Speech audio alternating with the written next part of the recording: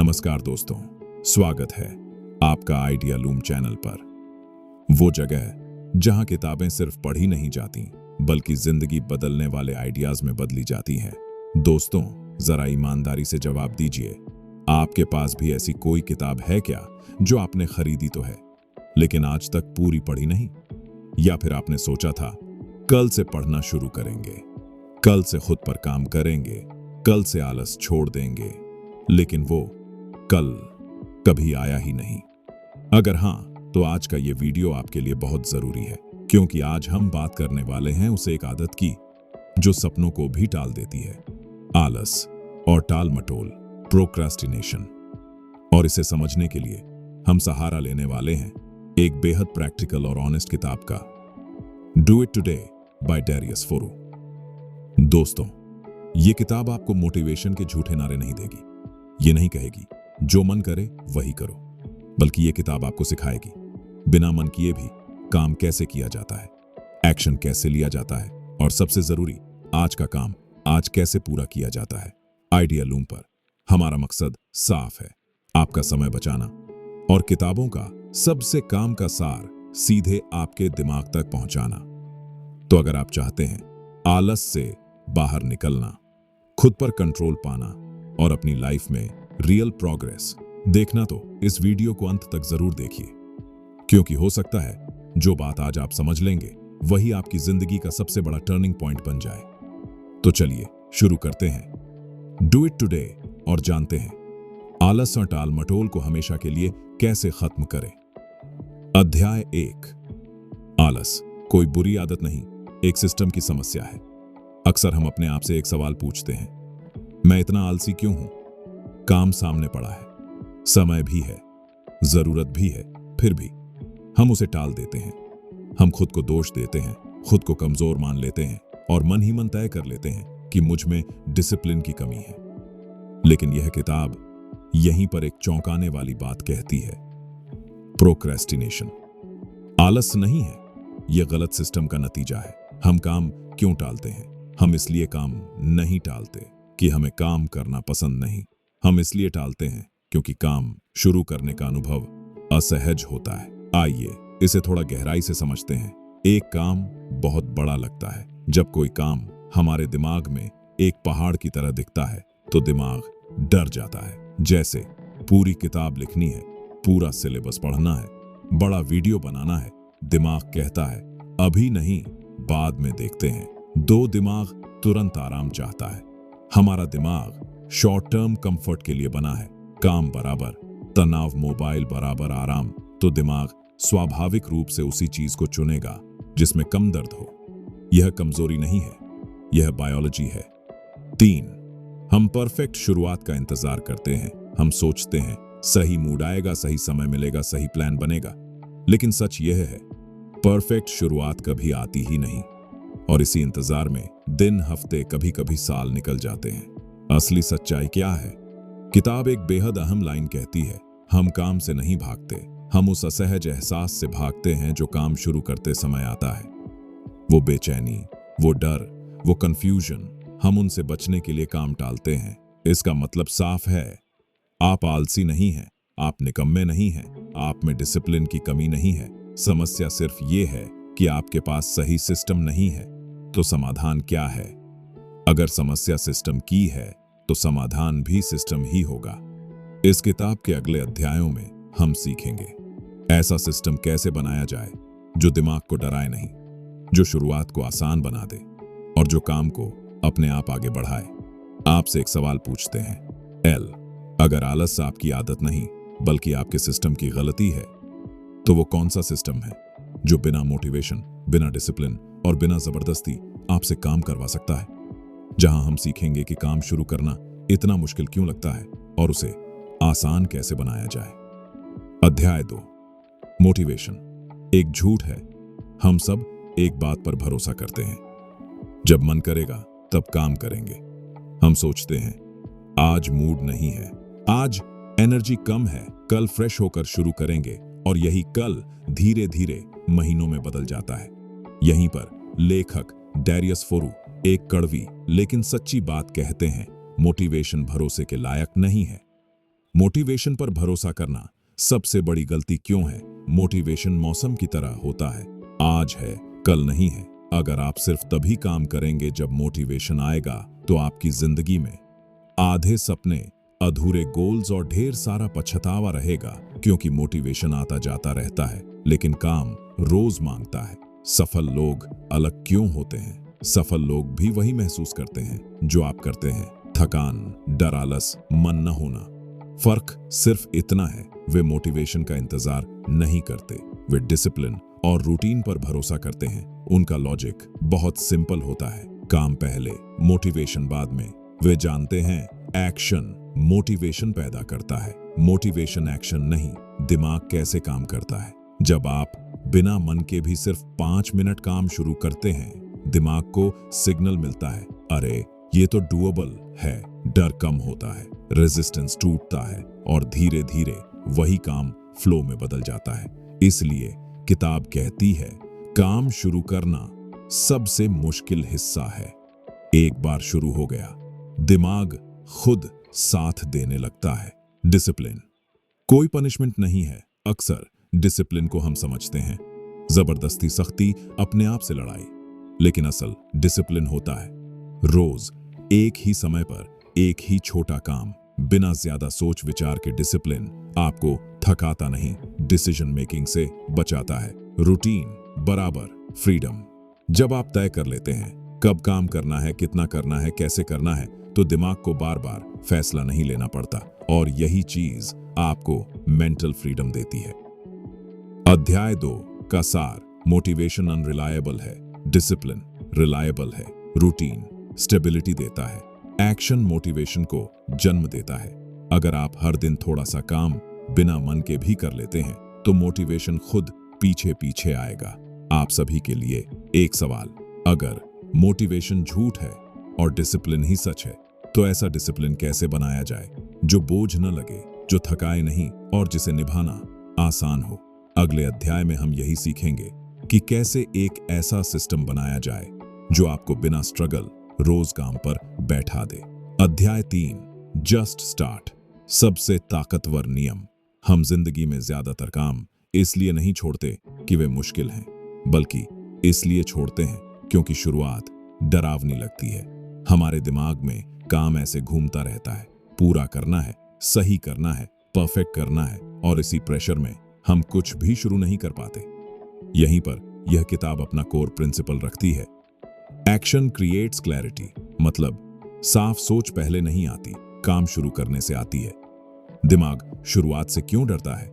दिमाग को अनजान चीजें पसंद नहीं। शुरुआत मतलब अनसर्टेनिटी, कंफ्यूजन, फेलियर का डर। इसलिए दिमाग ऑटोमेटिकली कहता है अभी मत शुरू करो। लेकिन एक इंटरेस्टिंग बात है, दिमाग को शुरू करना नापसंद है, लेकिन फ्लो में आना उसे बहुत पसंद है। और फ्लो सिर्फ एक ही चीज से आता है, एक्शन से। जस्ट स्टार्ट का असली मतलब, जस्ट स्टार्ट का मतलब यह नहीं कि आप पूरा काम करने बैठ जाएं। इसका मतलब है अपने दिमाग से पूरा करने का दबाव हटा दो। किताब साफ कहती है, काम पूरा करने की नहीं, सिर्फ शुरुआत करने की जिम्मेदारी लो। बड़े काम को छोटा कैसे बनाएं? कुछ रियल लाइफ एग्जांपल्स देखें। 1 घंटा पढ़ना है, सिर्फ 5 मिनट किताब खोलो।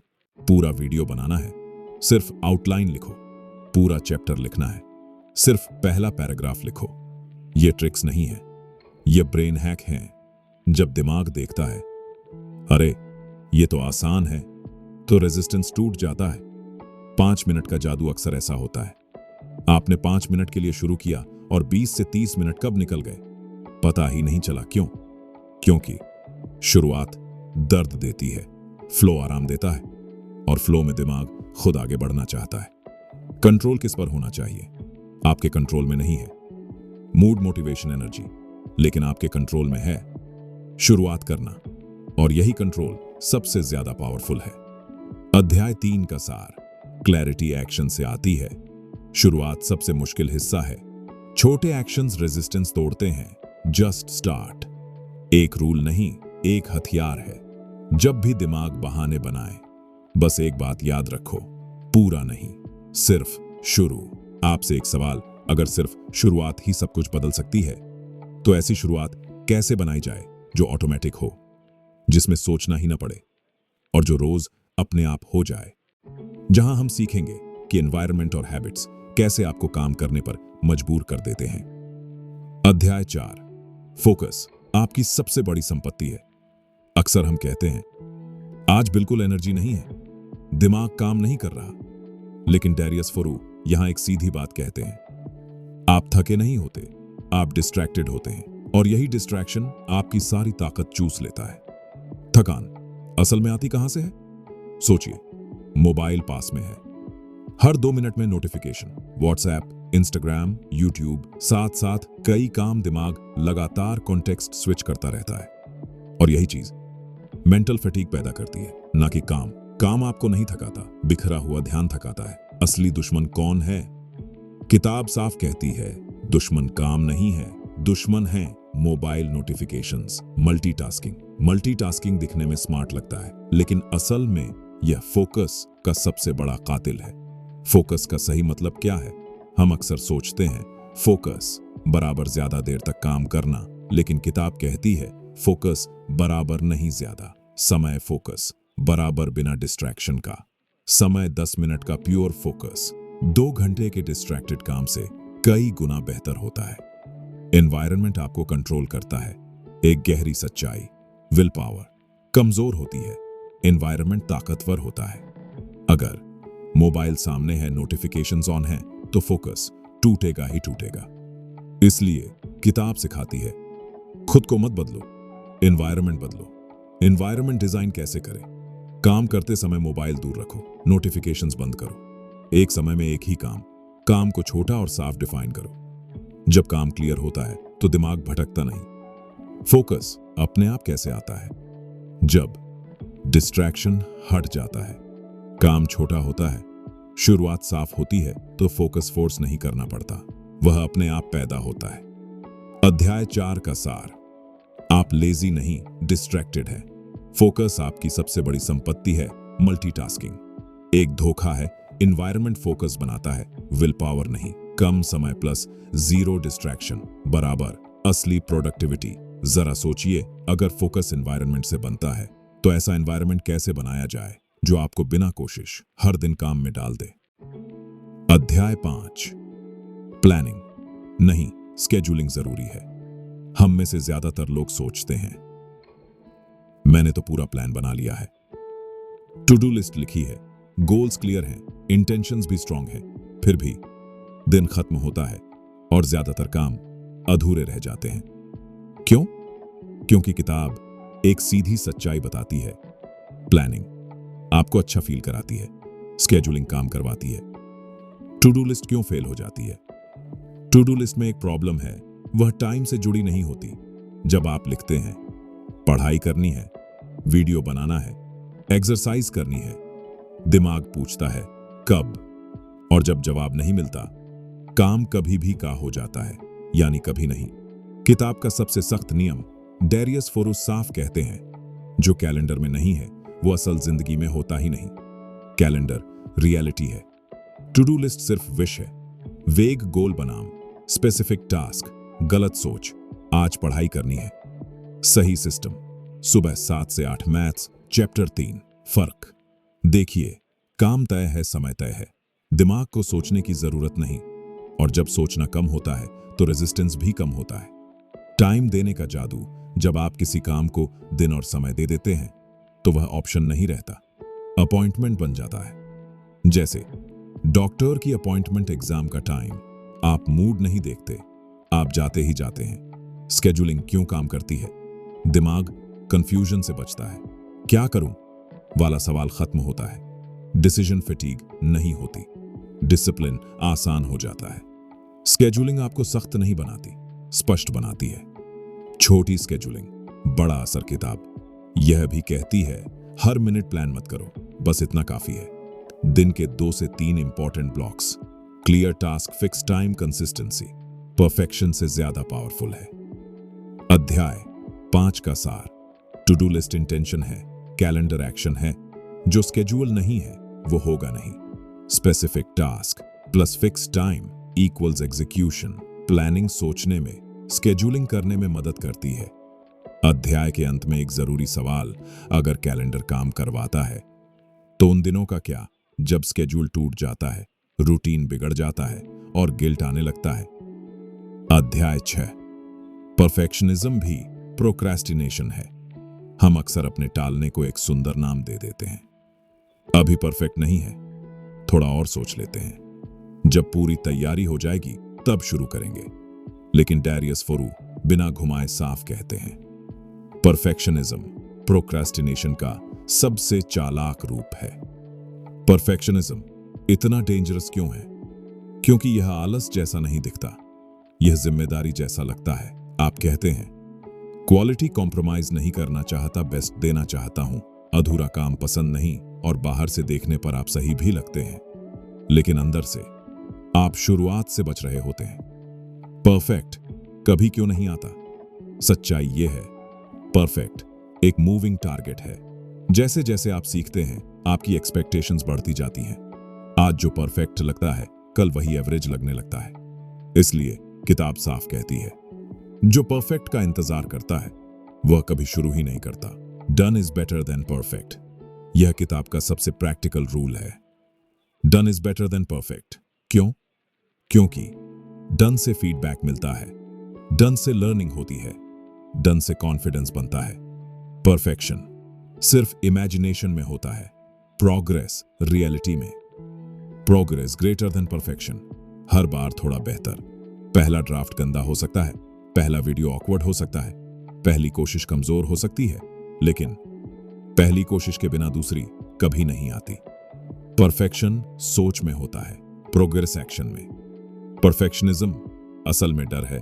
गहराई से देखें तो परफेक्शनिज्म पीछे छुपा होता है। फेलियर का डर, जजमेंट का डर, लोग क्या कहेंगे का डर। तो किताब यह नहीं कहती कि क्वालिटी छोड़ दो, किताब कहती है डर को पहचानो और फिर भी काम करो। अध्याय 6 का सार, परफेक्शनिज्म बराबर स्मार्ट प्रोक्रेस्टिनेशन। परफेक्ट कभी नहीं आता, डन सीख देता है, प्रोग्रेस कॉन्फिडेंस बनाता है, एक्शन डर को हराता है। अगर आप आज इम्परफेक्ट शुरू कर लेते हैं तो कल आप ऑटोमेटिकली बेहतर होंगे। अध्याय के अंत में एक जरूरी सवाल, अगर परफेक्शन एक बहाना है तो बिना गिल्ट, बिना डर और बिना खुद को कोसे काम कैसे किया जाए? यही सवाल हमें अगले अध्याय तक ले जाता है, जहां हम सीखेंगे कि खुद के साथ कैसे दोस्ती की जाए ताकि कंसिस्टेंसी टूटे नहीं। अध्याय 7, कंसिस्टेंसी ग्रेटर देन इंटेंसिटी। ज्यादातर लोग जिंदगी ऐसे जीते हैं, कभी बहुत जोश में, कभी बिल्कुल खाली, कभी पूरी ताकत, कभी बिल्कुल रुक जाना। हम सोचते हैं जब करूंगा जोरदार करूंगा, लेकिन किताब यहां एक शांत पर सबसे ताकतवर सच्चाई रखती है। इंटेंसिटी इंप्रेस करती है, कंसिस्टेंसी जिंदगी बदलती है। इंटेंसिटी क्यों फेल हो जाती है? इंटेंसिटी का मतलब होता है एक दिन 6 घंटे पढ़ना, एक दिन पूरा सिस्टम बदल देना, एक दिन खुद से बहुत ज्यादा उम्मीद। लेकिन समस्या यह है, इंटेंसिटी टिकती नहीं है। थकान आती है, रूटीन टूटता है और फिर गिल्ट शुरू होता है, मैं तो कभी कंसिस्टेंट रह ही नहीं सकता। जबकि गलती आपकी नहीं, अप्रोच की होती है।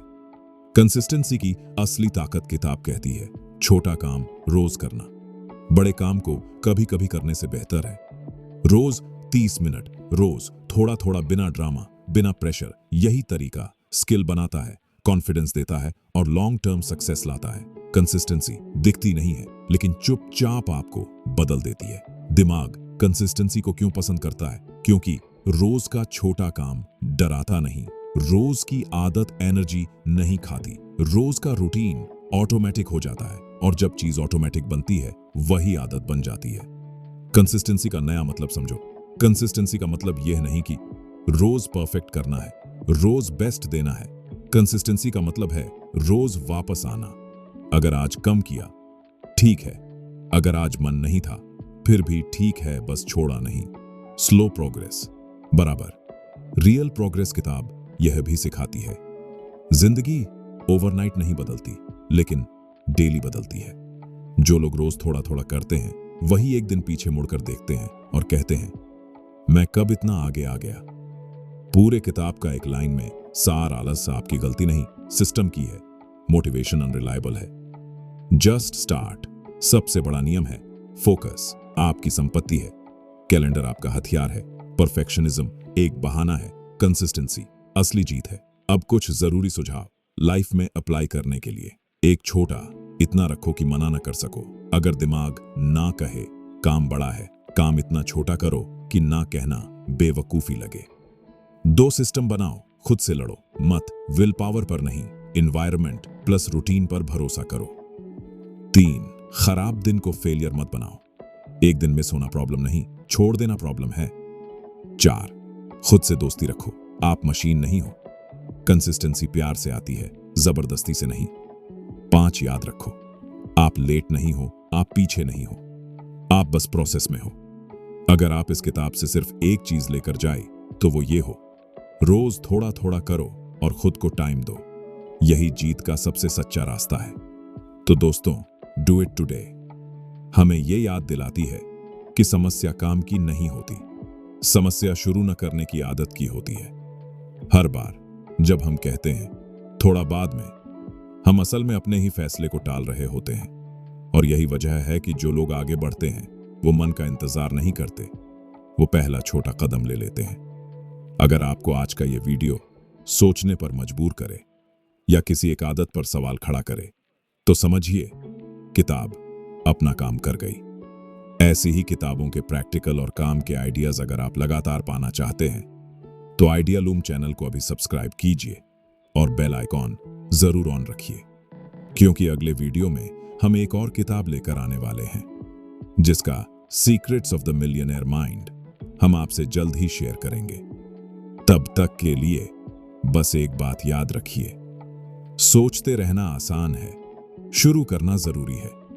मिलते हैं अगले वीडियो में।